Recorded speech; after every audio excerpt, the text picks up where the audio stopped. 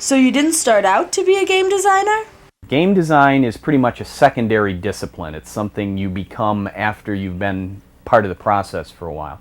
Companies generally don't hire anybody off the street as a game designer. Obviously, if they've never designed a game before, very few companies would be willing to make the financial leap of faith necessary to give you the big paycheck and all that responsibility. I sort of did time in the mechanical engineering department for about 3 years. I designed cabinets and controls and stuff, and with every time I had an opportunity to get near a management guy, I bothered him with a storyboard for a game idea.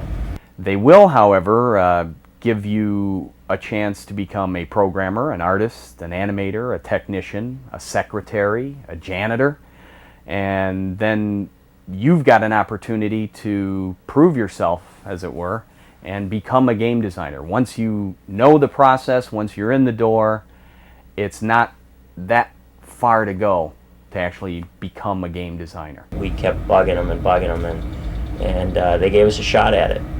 And they found out that we really could design games. And you basically got to start, it's kind of like Hollywood, you start in the mail room and you work your way up. So be prepared to start in the bottom of the barrel, and and through hard work and dedication, and if you love it enough, you will succeed.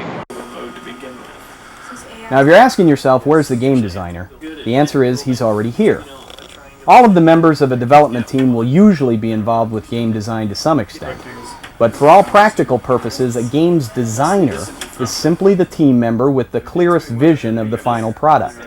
More often than not, the designer is someone directly responsible for the day-to-day development of the project, such as a programmer or graphic artist. And since different game designers have different areas of expertise, it's not uncommon for a project to have 2 or more designers working as a team. Game designer is basically the visionary.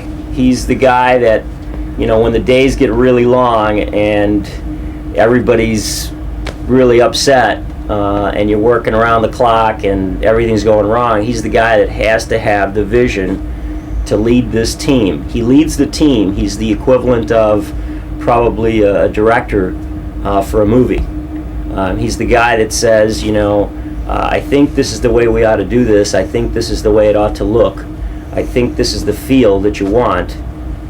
He orchestrates this relationship between the game and the player. So you really have to be a leader. You have to, and typically you have to be the hardest worker, just to motivate people to make the vision a reality.